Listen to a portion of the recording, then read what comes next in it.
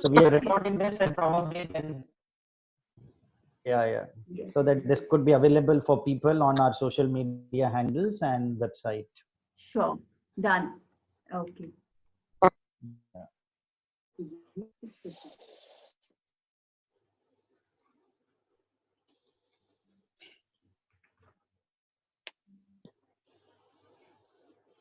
Good afternoon and a virtual welcome to all our distinguished panelists and participants who have logged in from across the world. Education World, India's pioneer education magazine, established 1999, November 1999, is delighted to partner with the Early Childhood Association and Association for Primary Education and Research to host this webinar titled Redefining Early Childhood Education in the COVID Age. And on our panel today, we have India's leading early childhood education experts who are going to share their views on this very, very timely and relevant topic. Let me introduce our panelists. Dr. Swati Popat-Vats is the most, I would say, India's foremost champion of early childhood care and education. She's the founder president of the Early Childhood Association and APA, and also the president of the Podar Jumbo Kids, a chain of preschools. Welcome, Swati. Thank you so much. Priya Krishnan is an alumna of London Business School who has worked in various leadership positions with Anderson Consulting, Emphasis across Singapore, New York, India, and London. Priya Krishnan is co-founder and CEO of Clay Prep Schools, which has over 100 centers countrywide. Priya, welcome. Thank you so much for having me here. Dr. Rita Sonawat is former professor and head department and dean of the Department of Human Development, SNDT Women's University, and she is currently director of Early Childhood Education, Ampersand Group, Mumbai. Dr. Sonawat, welcome to this panel. Hello. Hello, all of you. Thank you so much. Welcome. Next up is Preeti Kawatra. Unfortunately, Leena, who's had agreed to join on this panel, can't join us now because she's facing some technical glitches. But we have Preeti Kawatra, who's joining us from Delhi, the national capital. Preeti is the founder and the president of the Petals group of preschools and K-12 schools. She's also the vice president of the Early Childhood Association. Preeti, welcome. Thank you so much. Hello, everyone. And also joining on this panel is Dilip Thakur, former founder, editor of Business India and Business World. Dilip promoted Education World in 1999 to build the pressure of public opinion to make education the #1 item on the national agenda. And Dilip is perhaps India's also earliest champions of early childhood education, providing high quality early childhood education to all children, all of India's 164 million children in the 0 to 6 years age group. Dilip, welcome. Thank you. Good to be here. So I'll just, before we zoom, I'll just explain the format of the discussion. All our panelists are going to make introductory remarks for about 3 to 4 minutes. And then we're going to have a freewheeling discussion. And subsequent to that, our 4 special invitees who represent ECA's various territories, including the East, North, South, and West, are going to give short messages on the subject and discuss the local challenges and problems they're facing and what is the solutions and way ahead for preschools in India. And following that, we're going to keep a good 30 minutes for question and answers because we've already got a lot of people posting in many questions. So let's zoom. Swati, I start with you. As you know, preschools across the world, and India is no exception, have been closed now for over 2 months. And this has created disruption in the provision of early childhood education. How do you see the impact of COVID-19 and the pandemic on early childhood education in India? And what are the major challenges and how are preschools in India and early childhood educators responding to this challenge? So thank you, Sumaya, first of all, for hosting this webinar. This is such an important topic, post-COVID impact, you know. I'm going to divide my reply into three parts. Number one, as you asked, that how have the early childhood community been handling this entire process?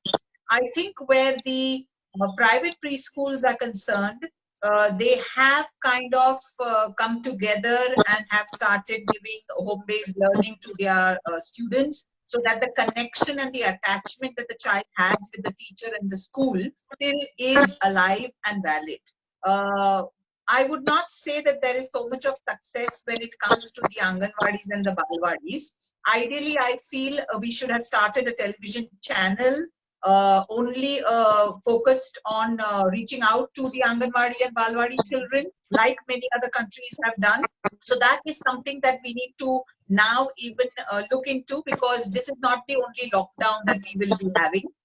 If you listen to experts around the world, we may have another one very soon, in a couple of months. Until a vaccine is not brought into place, lockdown, I think, is going to define our next academic year. So it is going to be a challenge for preschools to keep on continuing with this online attachment and connection that they have with children.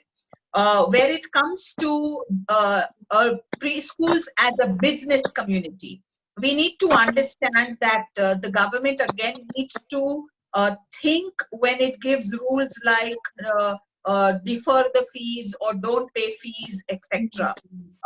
These are all small business owners. If you look at the private preschool segment, they're all small business owners.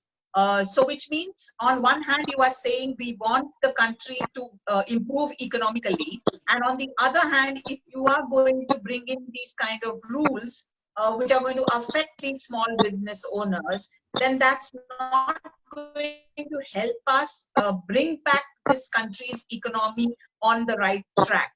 So I feel when solutions are given about fees, etc., it should keep in mind only case-to-case basis, which means there are parents right now whose companies are still paying the salaries. So why shouldn't those parents pay the fees to the school after the school also has a lot of employees' salaries to take care of?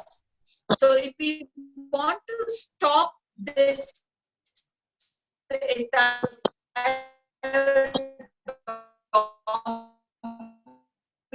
effect, this issue and it helps to early childhood and its identity in this country, I feel that's going to take a back step, because we have been rooting about the importance of early years, about how important it is to send children to quality early childhood programs, daycares, etc. Priya, I'm sure, is going to be talking about daycares. But that again is going to take a back seat, because till a vaccine is not found, I don't know how preschools will be able to work, because research has shown that children are carriers. They don't show the sign, but many of the children are carriers of the virus. Asymptomatic children don't show. Yes, they don't show the symptoms. So this is something that we will have to grapple with, and which means for the next 1 year, there may be parents who make the choice of not sending their children to preschools. So which means this entire debate, the entire advocacy that we've been doing for the importance of preschool will have to be revived all over again. And that is why I always stress that is why online engagements with these children and their families become all the more important. Let me also share with you that the Early Childhood Association has been in touch with a lot of groups, and we are coming out with some guidelines about what schools should do, what governments should do, when should they open preschools and daycares, in what manner should they open them up, what are the challenges that they are going to be facing. So we are all working very hard on this, and I would urge if Education World can help us bring it out so that it reaches the maximum stakeholders. But And presently, I feel you have our support. thank you so much. So we will definitely do it with you on your platform. And it's a very, very detailed document because many things are not being thought of. You know, when we talk about school opening, we are not thinking about these young children won't be able to maintain social distancing at all. When we talk about adults not touching them, many of them need body care. They need to be washed. They need to be changed. So how are you going to monitor all this? There are toys that they touch. You can't have separate toys for every child. And even if you do that, they tend to want to touch the other child's toy. So there are so many challenges that we have put together in this document. And there is no way, if you see the latest numbers, these numbers of the virus, the people who have got the virus, the numbers say that they didn't show any signs of the disease. And suddenly they tested positive, including those journalists, you know. So which means even if I test a staff at the entrance of the school and take the temperature, it is still not telling me whether the staff has it or doesn't have it. So I feel that the future for early years is going to be a combination of online and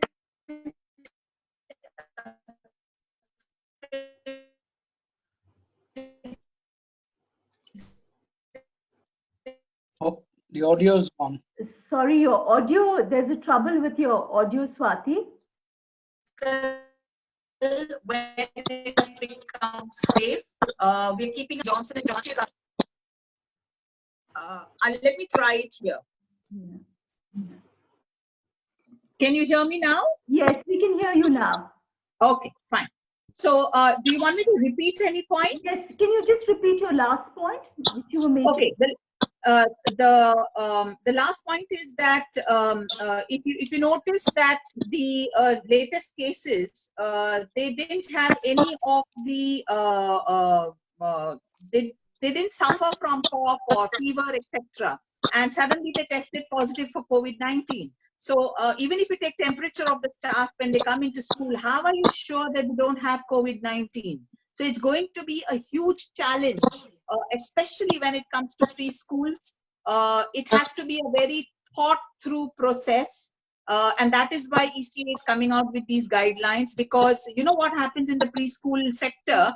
One school opens and every school says, oh, all the admissions will go there, so we will also open. And it becomes like no man's land where headless chicken, everybody's running around just to get those admissions. And we don't want that to happen. We don't want chaos in this industry. We don't want accidents now. Already in the last 2 years, we've had a lot of accidents, and the name of the industry, that's why it is important that we follow guidelines. Okay, all right. Priya, let me come to you now. How do you see this situation? I think Swati has set a good context. How do you see this situation panning out? And are our early childhood educators, teachers, ready to handle this, mix of online home-based learning? Plus, when we start maybe 3 or 4 months later, we start preschools, particularly daycare centers, the kind of safety guidelines, the kind of, training that would be required for early childhood educators to begin the entire process again, that will require a lot of relearning. How do you think so, we can tackle this and cope with this? Priya?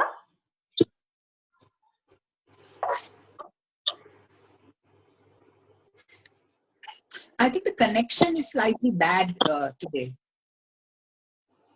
Yes, it's breaking up all the time. Priya, can you hear me, or should we come back to you later? Yeah, just move on. I think we'll move on. Let me move to Dr. Sonawat.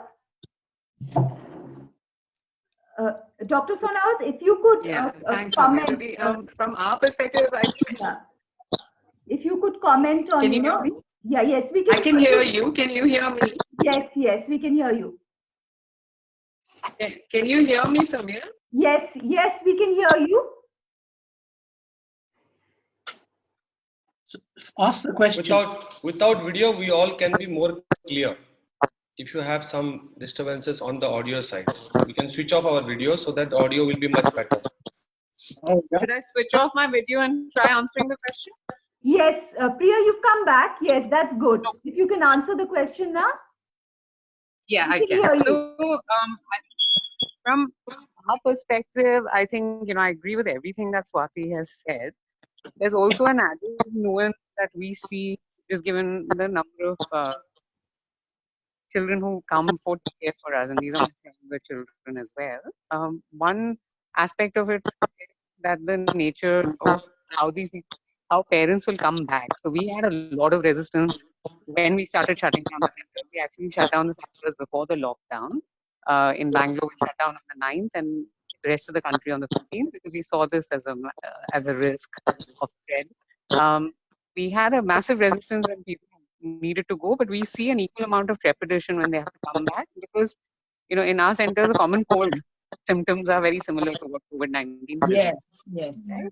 So to that extent, how do you wave off paranoia is one big aspect that we need to solve for. And the second is we see most of the companies that we work with across India now staggering that process of opening. So even though the government might shut down, might announce the lockdown being over, we do see parents being allowed to provide the flexibility of working from home. And on Swati's point on online versus continuing with an online blended model, I would agree with that. It's something that we've experimented with. It's been really encouraging. 10 years back, I would have said it would be impossible to have teachers morph into this role. But in the last 3-4 years, most of the teachers that we've hired are tech natives. So this transition has been a lot easier for them, just given that a lot of them inherently are technology natives and are able to use platforms like Zoom, Teams, etc., to have these conversations with parents. So we've also taken a similar approach of saying, how do we help parents through this process of saying, do we create a set of activities? How do we ensure that they're able to maintain routine with their children? And look at providing easy to adopt solutions, because again, most of the folks that are within our centers are working parents. They have their day schedules with office, they have the cleaning and the cooking of the house, and then they have a young child to deal with. So we also sort of try to build activities around their daily routines, which allows them to reinforce the learning, and kept screen time to about an hour for the child, which are a mix of child-led, parent-led, teacher-led activities. When people come back, my sense is, how we are preparing for it really is we've used this time to train people. We're looking at what the WHO guidelines are in terms of, dealing with young children. Some lessons, some centers which across the globe, frontline workers have centers that have open. So we're really just looking at what sort of methods. But my biggest, area of focus in my mind would be really prepping parents and convincing them about the safety. I would again, corroborate Swati's point of saying, I don't think we should all rush into this. We should have a process of ensuring that both our staff as well as our children are safe through this transition back into normal. Okay. Thanks, Priya. Dr. Sonawat, if we could have your introductory comments on this subject, please. So all of us, we understand that this COVID-19 has really completely disrupted our life, day-to-day living. But with this, most of us, early childhood educators, they are working from home. So when it comes to private sector or private preschools, the schools are on, the curriculums are on. So there are many things which are happening.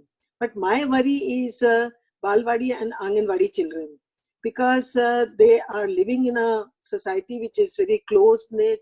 Their schools are where in a room they have 30-40 children.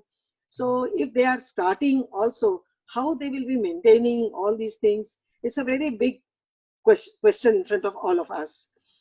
So what I personally feel, we need to re-evaluate our education framework for early childhood education.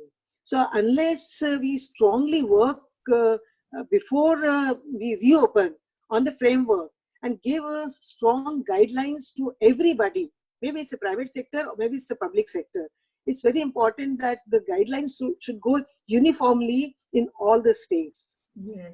Second thing, what I understand is when suddenly lockdown has started and school has to give something online. So this is a piecemeal arrangement which most of the schools are doing. And in that, whatever is available online, that is shared with the children. But here, as an early childhood association, I will like to say it's very important for us to have a research-based education system. So unless everything which we are doing has a research or theory behind it, it will not be giving any impact. For example, today I can say Maslow is more important than Bloom's taxonomy, because here is the question of survival. It's not a question of learning outcomes or maybe assessment. It's a question of how the children, they can be saved. So for that, we need to work in our framework about the immunity system of the children. And when we are talking about immunity, there we need to speak on education, nutrition education, diet therapy, exercises, and develop the immunity of the child. So unless we focus on all these areas, it will be very difficult for us to reach out to the children. Because to start a school and having all those problems which Swati has narrated, then the thing will be again, it will be W curve. And we really don't want W curve to take place. So for that, we need to start in such a way where we have a complete answers for all our issues. And these answers should not be borrowed by any other country. We can refer those from other countries, but we should have our contextual framework, which has come from our own country. Then only we can be survive and we can be not reaching to the W curve. That is what I feel. Dr. Sonath, I think you've raised some very important points. We'll come back to it later in our discussion. Preeti, over to you. I think you were mentioning to me that your school has started some home-based engagement. So what's the kind of response you're getting from parents? Are they able to cope with it? And how have the children taken to it, most importantly? Yes, the best part of this COVID-19, which we have understood and which even parents are surprised, is parents are taking time to adapt to the situation, and preschooler educators are taking time, but children are not taking time. They are enjoying it thoroughly, and they are doing rhymes with the teachers. They love to do, small experiments with the teacher, float and sing. It's very small, but for a child, this is it's going to make his day. Eraser is floating or not, or a pencil is floating or not. And the second most important thing which I am looking at this situation is, I think everybody used to do financial planning. Everybody used to make budget, but nobody works on relationship planning. I think this is the time. We should not worry about the admissions, whether we will get the admissions or not. I think whatever student bank we have right now, we should build up the relationship with the parents, with the students. And we should, and technology is actually giving blessings right now, and it is a very good medium to have a connect with them. Yes, slowly and steadily, parents themselves are now feeling very anxious, and they themselves have become restless. That is why sometimes they're not coming for the online classes, because mothers are waking up late. They don't want to give time. Again, it's a problem of parents, not of children. So, and it's a very, very thankful. We are very thankful to our teachers that they have adopted this thing very nicely and very fast. They are actually playing for us. They are the front foot players, and they save us, right? And no school is hitching. Like, I think no school should worried about fees right now. Worried about what kind of an impact you are creating in society. If you are a brand or you are a standalone school, think about what kind of a relationship and how you're valuing your existing parents and the students, rather than worried about the future. Whenever I talk to some of the preschool owners, they are worried about, ma'am, ye saal to kharab ho gaya. What will happen with our fees? Parent will not give. I think we all are into such a kind of a community service that we should understand the today's problem is a time the God has given us to build up relationships. And we are doing a lot in our so-called brand petals, and that every fortnightly we are meeting with our parents. We are solving their day-to-day problems. You know, parents are very anxious. They are feeling anxiety. Children are not feeling anxiety. The parents, those who are facing problem, ma'am, सारा दिन tantrum throw करता है, सारा दिन he is feeling cranky, he feel bored very easily. So parent need to, you know, push himself little more so that they can cope up with the child, because child is again a bundle of energy. Thanks, Preeti. So- You've given a different perspective. Thank you. Dilip, Yes. an important point which I'd like to ask you to highlight is over the last 10 years, especially education world, ECA, a lot of organizations have pushed for early childhood education to come to the fore on the national agenda. Do you think that this COVID-19 pandemic and this entire uncertainty will slow this momentum, and we will have to again rebuild whatever gains we've made for early childhood education? Yes, actually, thanks for inviting me for the panel discussion. Yes, I think there is a danger of the momentum that's been built up for early childhood education being lost, because it's been quite a difficult effort all these years to impact the value and the efficacy and the importance of early childhood education on the official and the public mind. All these years, I think till myself included, we didn't know till I became this magazine. I didn't know anything about early childhood education, and I suspect that most lay people believe that this is only all about play and, you know, unstructured play, which is not the case, as I've learned. So there is a danger. I think the important thing that needs to be done at this stage is for teachers and experts in early childhood education and care not only to be involved in the mechanics of keeping the momentum of their schools going, also to start mediating on the policy side. You know, one of my great disappointments as editor of education was I find the teachers community and even the academics in higher education are like almost divorced from the policy formulation side of education policy, and they're content to take down half-baked education policies which are formulated by unknown people, usually generalist bureaucrats with very little knowledge of the nuts and bolts of education. I think it's important that educators, like people who are here today, you have to wear two hats. One is how to keep our own institutions going, your own institutions going. And secondly, is to also ideate, I mean, you all are the experts. You should also be involved on the policy side in telling government and what to do about early childhood education. You know, in the private sector, there are only about 10 million children in private preschools out of 164 million children.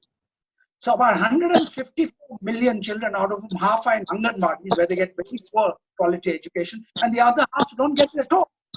So about 154 million children are not getting the kind of, don't have a policy framework within which to get like half decent early childhood education. So it's very important for people who are in this panel and others who are well informed on the subject to also put pressure to maybe join with us, etc. Put pressure on formulating good policies for public early childhood education and private early childhood education. I think that's very important from my point of view. Yeah. Yes. Thank you for your. sorry, Soumya. Sorry, everyone. We need all the other panelists to mute when a person is. There is a lot of audio disturbance. Okay. So I would request once Soumya posts the question, rest of the other panelists to mute their button, because there is a lot of audio disturbance that people are hearing. So let's try where after Sumya posts the question, rest of the other panelists mute their button, and let's see if the audio comes up very well.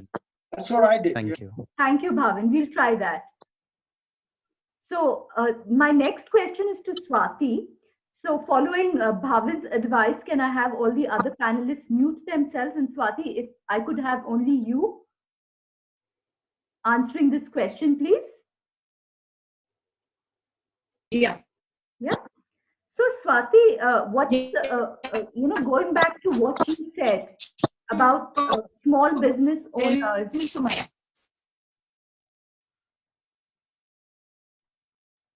Can you hear me, Swati?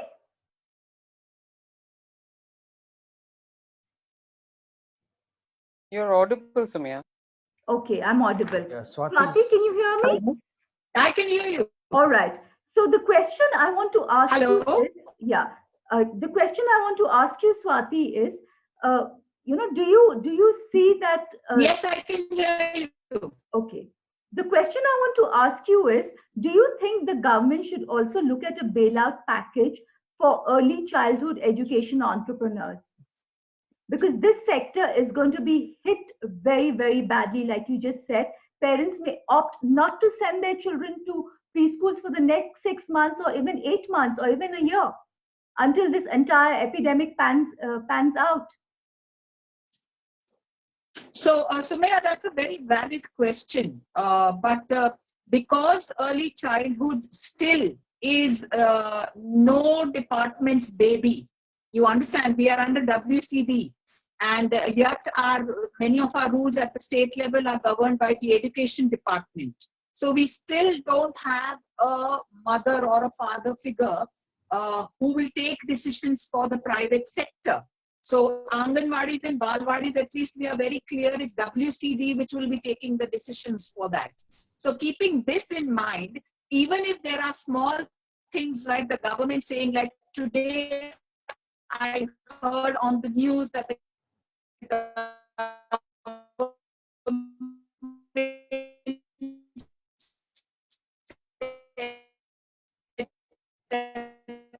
Swati, you'll have to repeat. Your voice is breaking, Swati. You need to repeat that, please. The landlords should not push them to pay their rent. So similarly, if for preschools also, okay. Am I? Hello? Should I rejoin? Hello?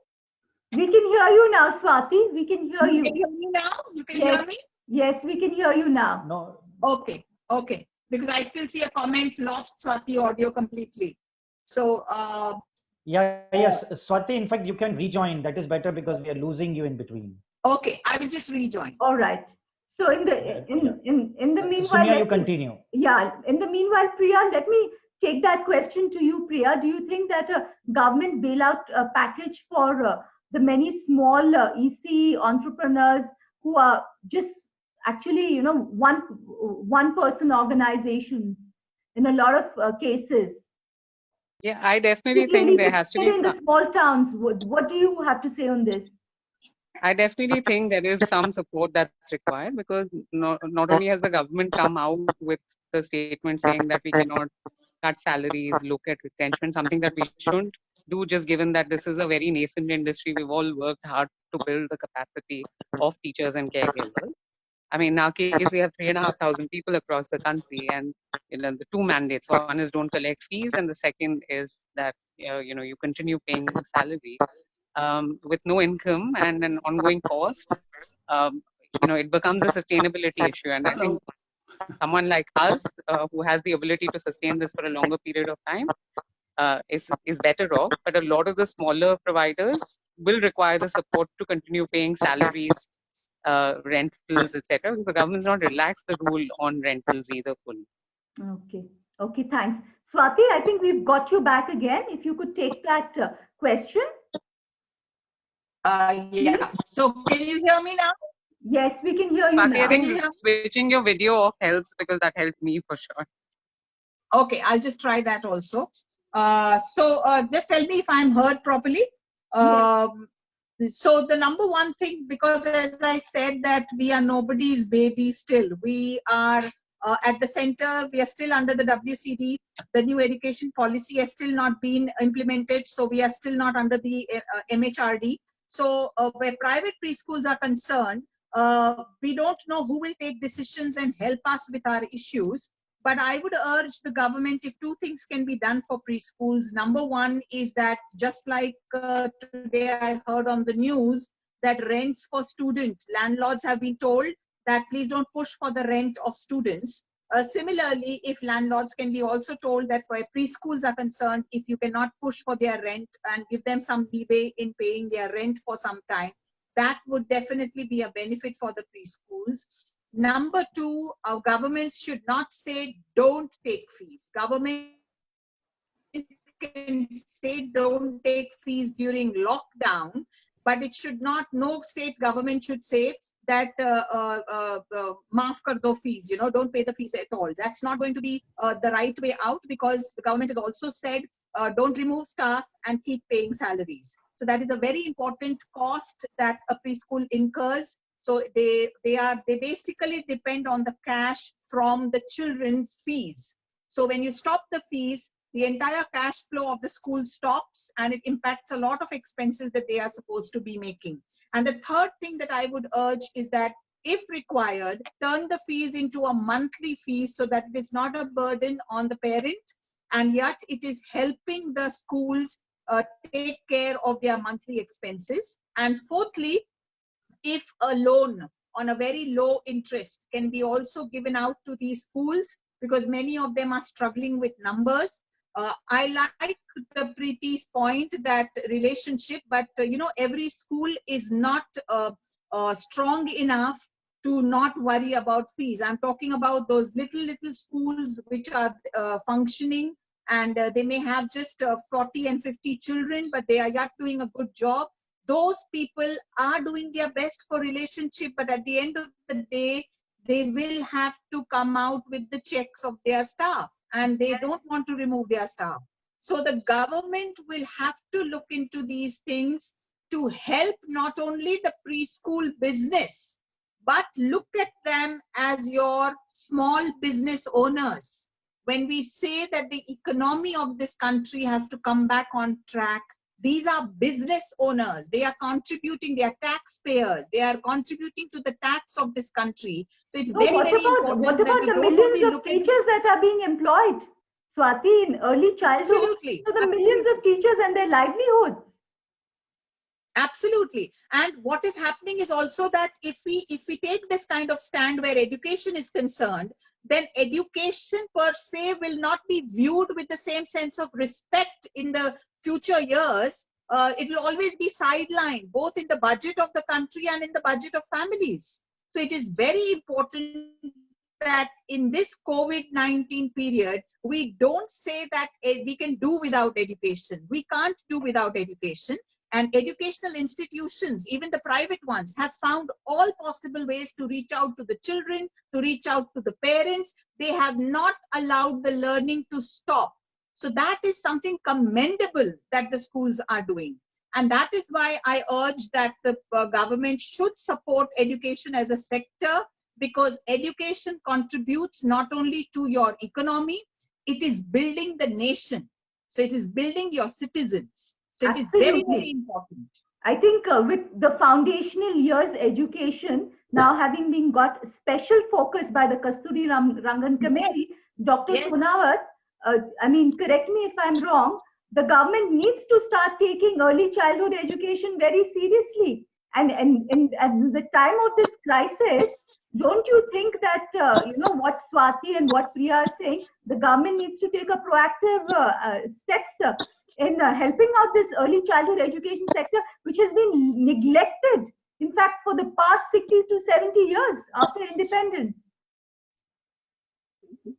You're asking me, from last 30 years, we are struggling to bring this sector up. So it's very difficult for us to really, we have gone to the state government, we have gone to the central government, we fought, we have made a policy, like Mr. Thakur has said, we have made a policy. It was there in a Maharashtra government. it was sitting for quite some time, and after that it was suspended. And suddenly we came to know one more policy has come up, and for that policy there was no discussion, nothing.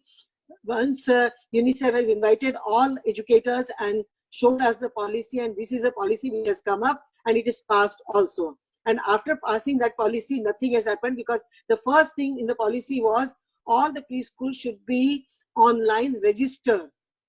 So there should be one platform where in Maharashtra, all the preschools should be registered. That first step was also not taken. Similar case is with the central government. We have a central policy which has come in 2013. But when central government make the policy, they see Anganwadi as a forefront. So when they see Anganwadi as a forefront, the whole quality parameters which they put for the policy, those are so low standard that private schools, they have reached to a certain level, and their level is quite high right now. So for them to go to that level is going down. So that policy doesn't make any difference to private schools. So this is a conflict which is taking place. In between, there was a stand which was taken that education part will be going to the education department, and nutrition and health will go to the women and child development department. Lot of discussion has taken place, but after that, nothing. Only discussion, and then election has come, so that discussion stopped then and there. So our problem is huge, and solutions are not coming from the government. Okay.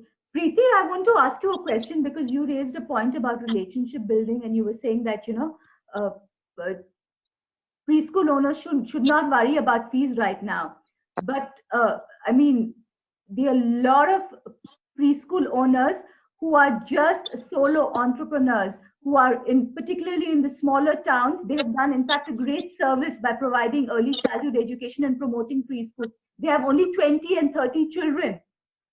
I mean, and these are small time business owners.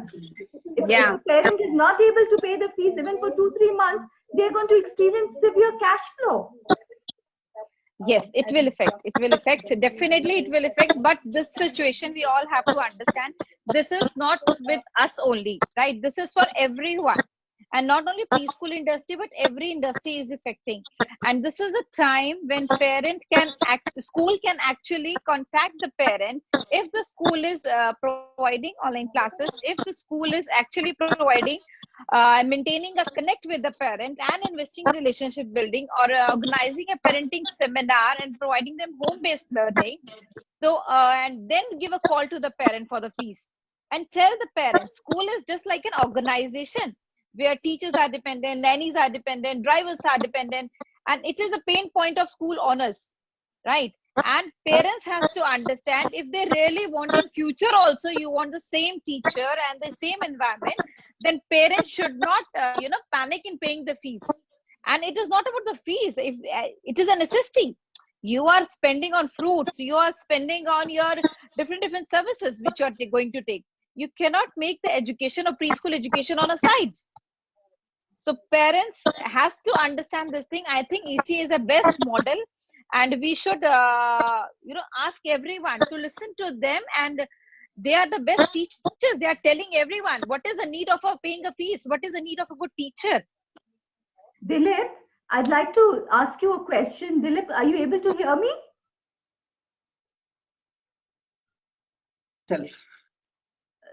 Dilip, can you hear me? Disable my video. Okay. All right. Dilip, we've spoken about, government coming in with a bailout package. Do you think that's feasible? Because you've been propagating that the government, in fact, you have presented a plan to the government where 8 lakh crore can be raised for providing assistance to SMEs, to people, particularly from the low economic, socio-economic category. Do you think within this package, early childhood education can be accommodated? No, hello. The package was in the first place made for education. Okay. after that, when this pandemic struck India, I said for 1 year, let's put this 8 lakh crore, which I have told the government where to find it and put it into education. Let's put it to fight the pandemic. But that's only for 1 year.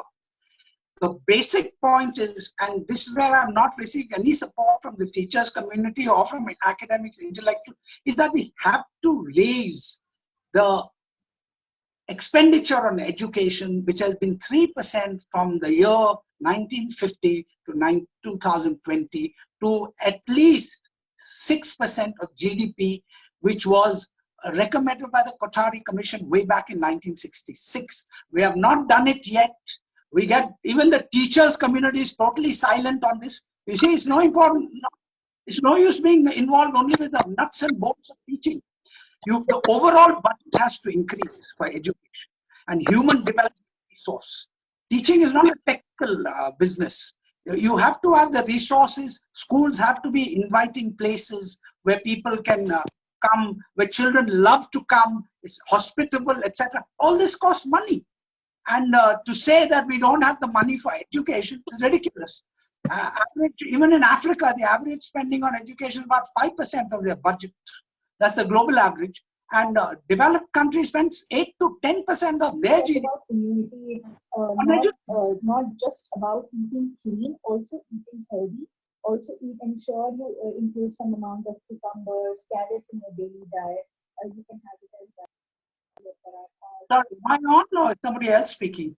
like Dr. Sundar said, Dilip, Yeah. continue, we can hear you. Yeah, anyway, the important point is the teachers community, also, the private sector should get involved in public. I'm sure every They're all parent will be worried. How do I know how much of my Swati, I think you wanted to make a point when Dilip was speaking. Yeah, absolutely. When we say budget for education, 3% is pathetic, for a country as large as ours, where we are saying that the next generation, we are going to be having कैसे more बोल दूं? of- Swati बोल रही है यार. पहले दिलीप बोल रहा था क्या? Can you please mute whoever is speaking? It would Yeah, be can really you great. please mute whoever is speaking in between? Put your We mic come to you, please. off. Put your mic off. Put your mic off. Bhavin, actually, you can mute all. if Yeah, you want. Bhavin, please mute It's all actually- except it's our- Swati and me, Bhavin. I know, Can you please do that? I know, but I'm Arshia is muted. the I have host. muted. Yes, I'm Yeah, muted. Arshia, can you please mute everyone except me Yes, and yes, Swati? yes. Swati, Yes, please go yes. ahead. So I fully agree with Dilip, because I know education world and Dilip have been fighting for us to, for the government to increase their investment in education. I mean, look at it, 3% must be going to early childhood. It must be point something, which is ridiculous. And my fear is, in the next budget, I'm sure one of the biggest cuts that any department will get is the education department. That from 3 Swati, for your information, the per child expenditure per year in Anganwadis is only ₹2,000 rupees. exactly. 2,000 Now, 2,000 rupees includes their For the food. full Their year, it includes their nutrition, early childhood, everything. Imagine that. How can you even think about it that in 2,000 rupees for the whole year you'll be able to take care of a child's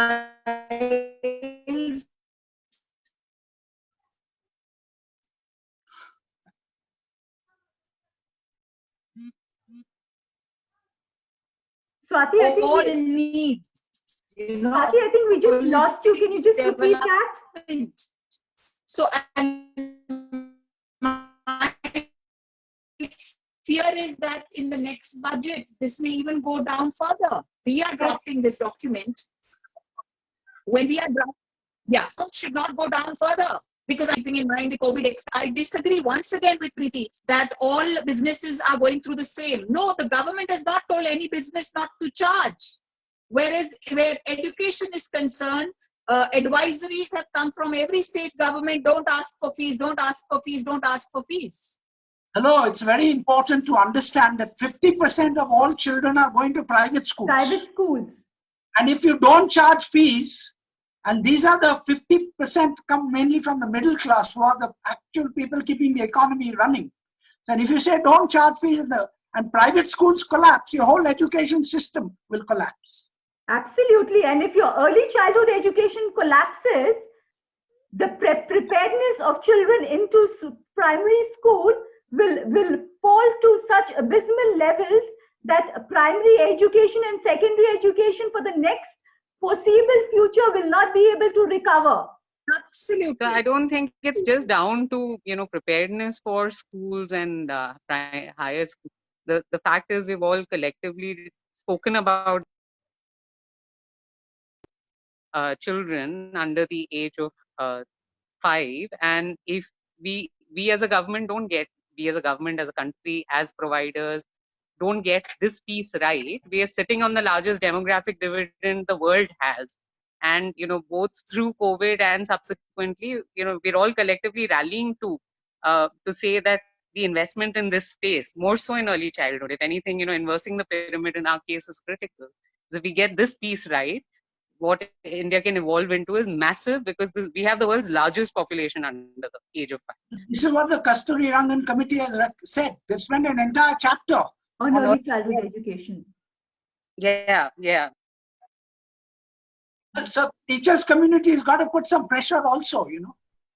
Dilip, the teacher community in this country never speaks up. They are very scared, and rightly so, because they would lose their jobs the minute they open their mouths.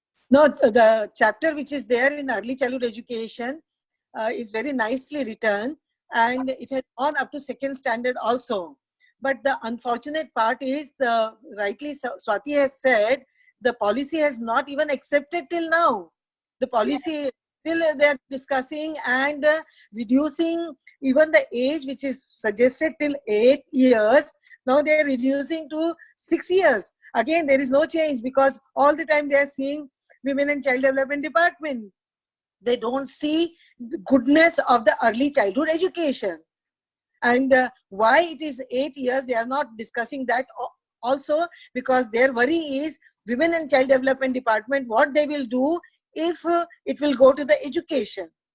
Yes, I think budget will go to education department. They are worried, Sumaya, that if this policy comes into place and 3 to 6 years is now under the education department, MHRD, then their budget, the WCD budget will suffer even more. You're right. You're right. Actually, they're trying to pay, as usual, they're trying to play politics on the lives of 164 million children. No, you have to amalgamate. You have to bring early childhood education under the HRD ministry. Absolutely, there's no doubt or question about it. World over, early childhood education comes under the Department of Education across the world. India, in fact, is an anomaly. Swati, correct me if I'm wrong. Absolutely, and not only that, I think it needs to be stopped being a concurrent subject. You can't make early childhood education a concurrent subject where every state can take its own decision, because many states are taking very incorrect decisions when it comes to quality for early years. So I feel that is another thing that needs to be thought about, that if a center has made a beautiful ECCE policy, it should be mandated across all states. I can understand culture and language, but I can't understand how quality can be different in different states. Is your 3-year-old in Manipur different from the 3-year-old in Punjab? No, Swati. This culture and language thing has been as a fig leaf they've been using for everything. Exactly. Quality of education across the board. I don't think should we not be patient with this culture and language argument. It's really, it's done a lot of harm. I think we should have a standardized education across the country. Yes. I think we're running out of time. Our special invitees are waiting. If we could, we'll come back and, take a lot of questions which we've got, and then we'll let our panelists take some of those questions and answer them. Let me now move over to our special invitees. Let me start with Harsha Girish Ramaya, who's the founder and director of Small Wonders and a national co-committee member, ECA. Harsha, if Bhavin, if you can activate Harsha, please. I'm activated here okay, only. Great. Harsha, can you hear me? Yeah, perfectly. I can hear. Okay, great. Harsha, I'd like to, you've been hearing the debate. So I'd like to ask you, what are the local challenges y'all are facing? And what are the responses your preschools and early childhood educators, how are they preparing to meet this challenge? Okay. You've got 2 minutes. This is a TV style debate. You've got 2 minutes. Perfect, Sumaya. So at our end, the local challenges first is, making the teachers ready to address the parents where it is concerned online session, coming online and teaching the students facing the parents. That was the first challenge because the schools suddenly locked down. They were not having, they did not get enough time to prepare themselves, nor did they get time to prepare their teachers for these kind of sessions. Now, completely they are out of their apparatus. They don't have anything at home. They don't have any activities at home ready. So it is very difficult for them to make videos and get connected with the students. Nor the teachers were trained to face the camera and give online sessions. So that is the first challenge that everyone here is facing. Second important thing is that they do not know ki kahan se shuru kare. So anything they are watching online, they are putting it on their website or on their Facebook session, and then it is going to the parent. So I feel that there should be some organized manner in which the education where it's concerned with the preschools should be designed so that the teacher knows that what we are giving to the children is correct, because anything they are picking up and they are giving to the children. Second important thing is that the parents are feeling that ab sab ghar pe aa raha hai, and all the parents are not that equipped to make the children learn at home, because the background of the family matters a lot. Plus if PDF worksheets are given through WhatsApps or any other emails are given, they do not have printers at home. So that is the basic challenge that here parents are facing, and they feel that if they won't complete the things, the children will be left out. So that is the biggest challenge. Number one, the teachers are not prepared. They are trying, as Swati ma'am very rightly mentioned, that they are trying, but at some point of time, I feel that some organized manner of planning should be given to them. Some outline, some guideline should be given as to kya karwana hai. Because schools have started doing their syllabus in terms of grammar, in terms of mathematics, in terms of languages. So they are sending out videos, they are sending out audios, and you cannot expect a standard or grade 1 child to, understand the grammar lesson over a video. So if it is a 6 or a 7 standard students, we can completely understand that they can understand this methodology. But if you are looking for a grade 1 or a grade 2, you cannot expect them to understand a maths concept or a grammar concept over a 2, 3, 4 minute video or an audio. So I think that is the biggest challenge that we are facing, and I'm looking forward कि कुछ ऐसा ECA में से भी आए कि teachers को पता चले कि what exactly should be the design when it comes to online training. Okay. So your Sumaya, yes, Swati? Sumaya, I would like to remind Harsha that ECA was the first one before the lockdown to do a session with Google. And we had appraised all the preschools about what to do online, how to do online. But sadly, I think people are not reading up on material sent to them. So Harsha, you should be reminding the Gujarat schools if they are saying that we don't know. We are reaching out to them, ma'am. Children, please remember the session that ECA had, and we've also created a poster on that. Yes, ma'am. We are. Unfortunately, Swati and Harsha, let me just come in over here. Swati, unfortunately, you're addressing a larger issue. There is, though, Education World is one of the greatest supporters of the teachers community. There is a large amount of inertia there in, continuous development and continuous. So when you're saying that they're not reading enough, I completely agree with you. They don't even read Education World. True. Which comes just once a month, and it's only about some 100 pages. Preetham, if I could go to you. Yes, I'm there. Yeah, Preetham is the founder of Hello Kids Preschools, and the Vice President of the Early Childhood Association. Preetam, same question as Harsha to you. What are the problems you're facing locally, and how are you all responding to it? All right, I'll give you a different perspective and the truth of my experience. As a policymaker, I was really not ready for the situation, which I accept. I really took time to train my school owners. It was very difficult. Nobody was prepared at that moment. And the teachers were not prepared, the parents were not prepared, and even the child was not prepared. Now the child is thinking that yes, education can be online, I can meet my friends. Now teacher is getting ready with a makeup, right? And it's like an audition for her every day when she is not ready to take that mistakes because the parents is really watching them. Earlier it was a classroom session, which is nobody is watching the teacher except the CCTV cameras, but now the parent is seeing the teacher live. So the teacher is really scared now. Now coming back to a curriculum content developer, the curriculum was designed for a classroom session, but are we using the same curriculum online? So that is where a lot of challenges are coming from rural and urban. Friends, to be very precise, rural friends are more excited to learn this time. It is not about connectivity. We have challenges of printers and internet connectivity, but yes, even we are in small villages with 5,000 of population and low internet connectivity, parents are excited. So it's not that we cannot make parents engage at this moment, but engagement is more important. So as per my understanding, yes, from the day one, which was 19th of March, we were well connected with all the owners. By 25th, we were all connected with all the teachers, and we have to talk to the parents. So the most important learning from me was to communicate. And thanks to Swati Madam, thanks to ECA, that it took me 7 to 10 days to understand what is going to happen, what is happening, and what are the people, what are the gurus, what is the education world talking about across the world.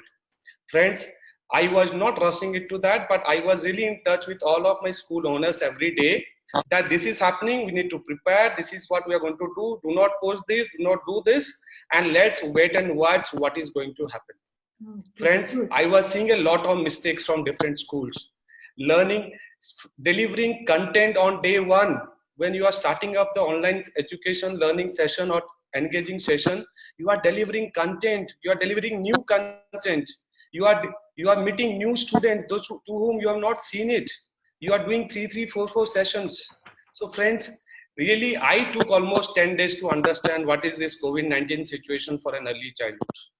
Friends, today, as I'll strongly say that thanks to all the speakers, thanks to all the gurus who have really shown the right path at the right time.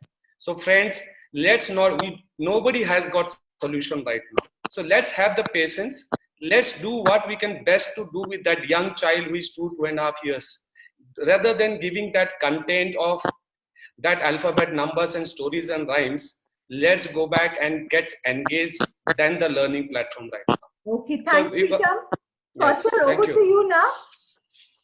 Kausar is founder, Learn to Lead, and National Co-Committee, Early Childhood Association, Delhi and Telangana. Kausar? Yes, hello, Sumaya. Thank you for putting us on the panel and giving us an opportunity to voice out the challenges that we educators are facing out here in Hyderabad. It has been a little better in Hyderabad, the way we have handled it, because when the lockdown was being declared on 21st of March, we almost came to the end of that academic year. So we finished the academic year smoothly, and then we went to the lockdown. So it was a summer break for us here.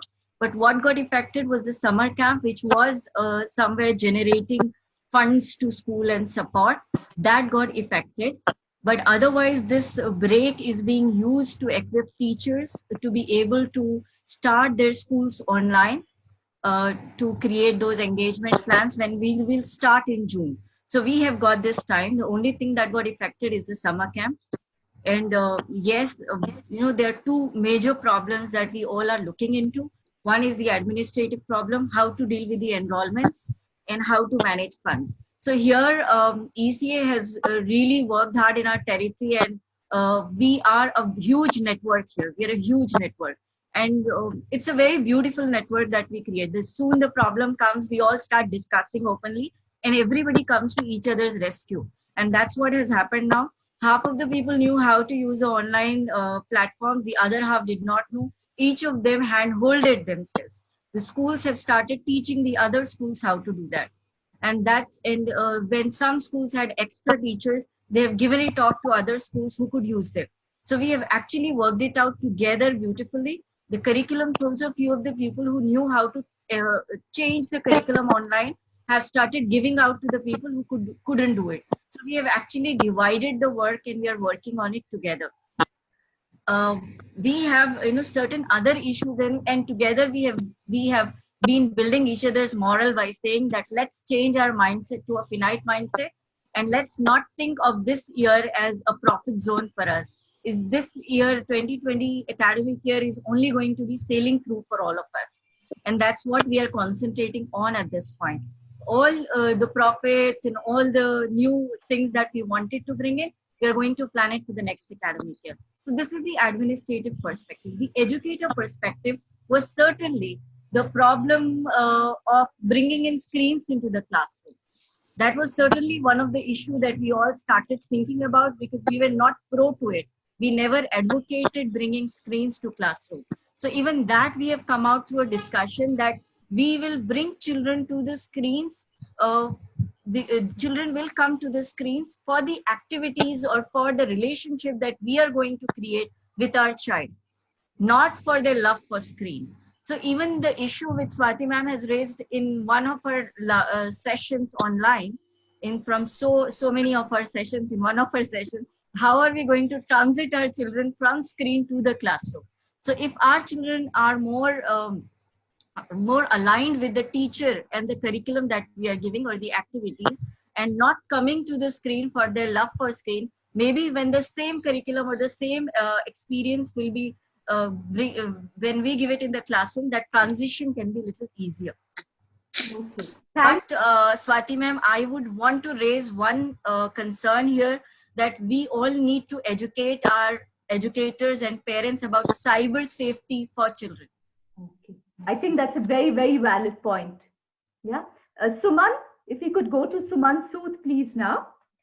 Suman is the director, the newly appointed director of BG Memorial Group of Schools, Kolkata, and national co-committee member, the ECA.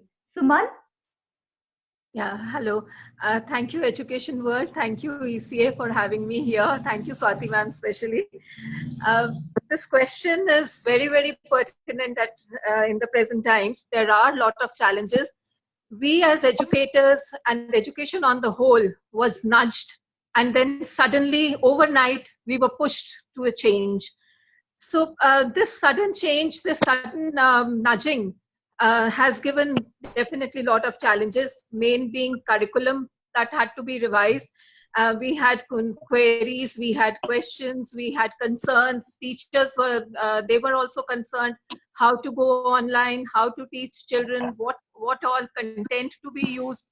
So there were a lot of questions, but thanks to ECA, the poster that Swati ma'am sent has always come to my rescue. Whenever anybody has raised any questions or any concerns, I'm always referring to that poster. In fact, day before only, Swati ma'am was also present. We were having a WhatsApp discussion on our WhatsApp group. So some educators had raised this concern that why are we giving screen time to children when we had been stopping children from screen time. So considering as a value, or considering as what we had earlier thought was wrong, this was definitely a very right question on the part of the person who was presenting this question. But then we are in a very challenging situation. We are in special times, I had said.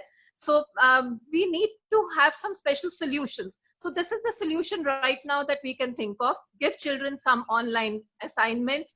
But at the same time, we don't need to make it into a very a kind of a formal assignment. It should not be online learning, maybe half an hour class every day, or maybe once or twice a week. That depends on the school, and also on the type of parents that you have.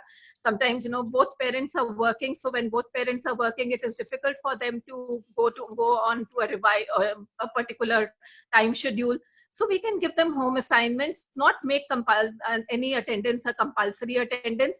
So let us use this time in whichever way it is possible, because it is a new situation for all of us. So nobody has any perfect solution. We have to try and find solutions according to the concerns and anxieties. We don't know what the future holds for us. We don't know whether we are going to survive as preschools. But whatever time we have at present, let us build our community. Let us strengthen our skills. Let us give children the life skills. Life skills are more important at this time. Let them bake a cake with the parents. Let us give them some kind of guidelines on how to do things.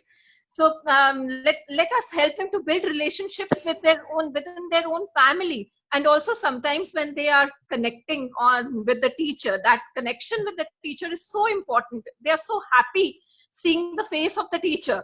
So that little smile that comes on the face of the child, I think that's worth it. That's worth all the challenges that we are taking up or facing right now.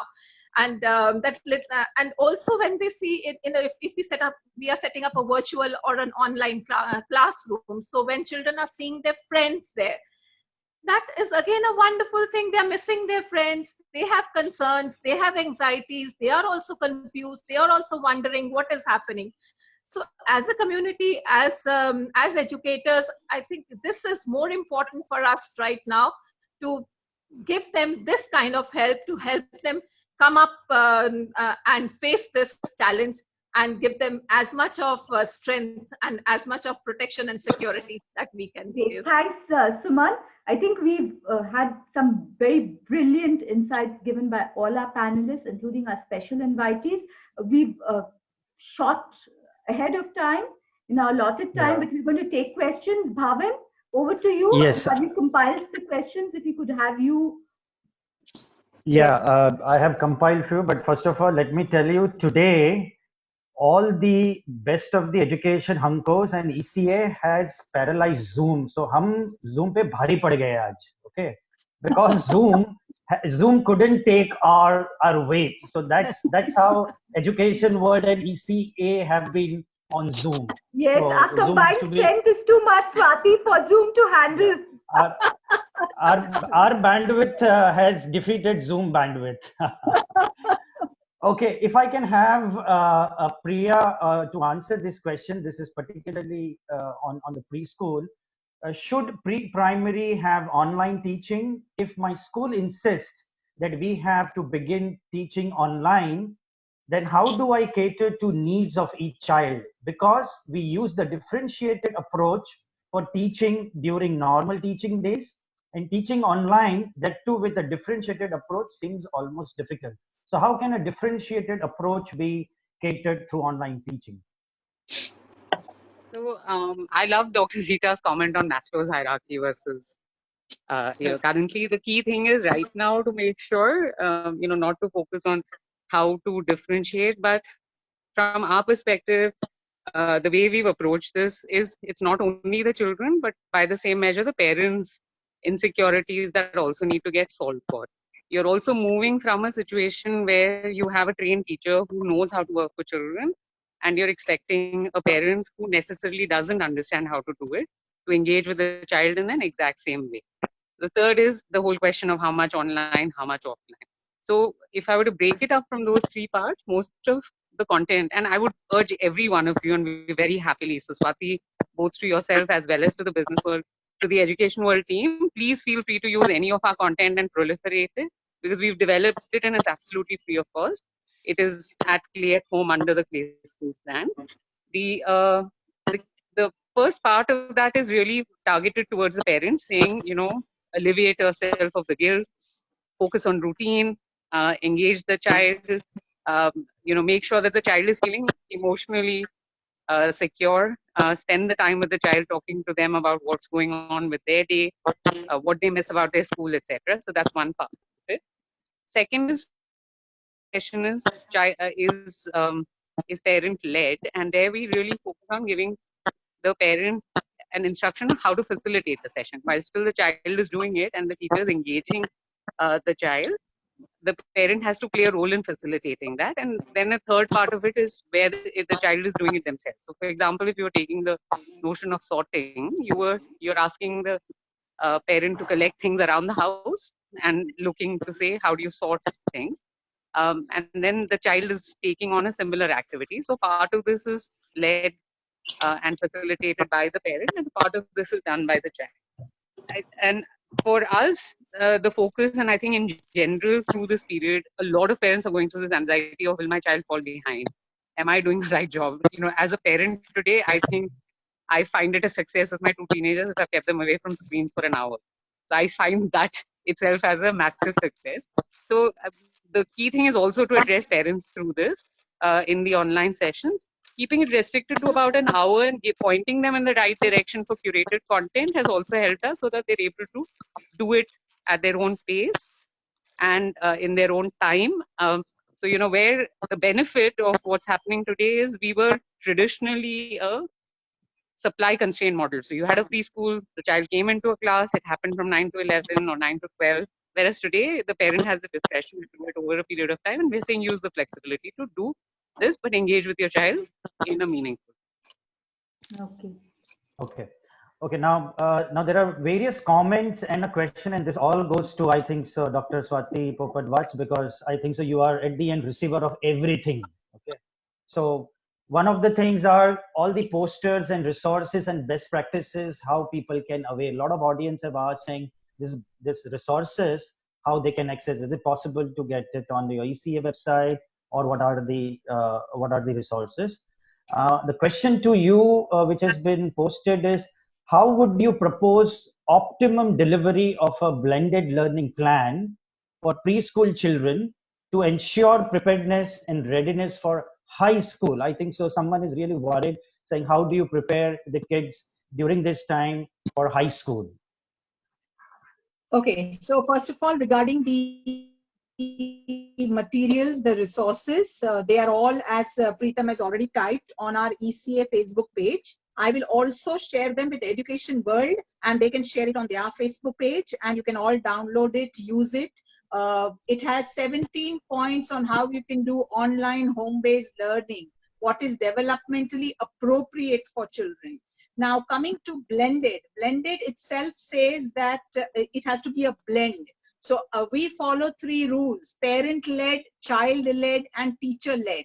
So when you have these combination of activities, it is good for everybody concerned. You must choose your formats also very clearly. Facebook Live is where the child can see the teacher singing. If you take in a Google Classroom, the child can see all the students, which means he can see all the friends and everybody is talking. You can send them a game, yoga, cooking activity, which means the child is not on the screen and the child is doing that activity with the parent. So when you talk about a blended approach, you have to keep in mind where the child is going to see the teacher, where the child is going to see the friends, and where the child is going to do an activity not in front of a screen. Also very important, I think the government should be telling people not to worry about learning right now. You know, every time the government speaks out about fees, it actually should be telling that please don't burden your child with reading and don't worry about your child coping up in school. In fact, that is an advisory that the government should send to the schools also, that please don't burden the children right now with learning to read and write and give exams, because this is not the time mentally and emotionally for a child to be going through all that. And somebody asked how they can contact me. My WhatsApp number is available for everybody as long as you send messages. It's 750-66-39870. Please send us your queries and we will sort them out for you. That's what we are here for. It's a 24/7 helpline. Absolutely.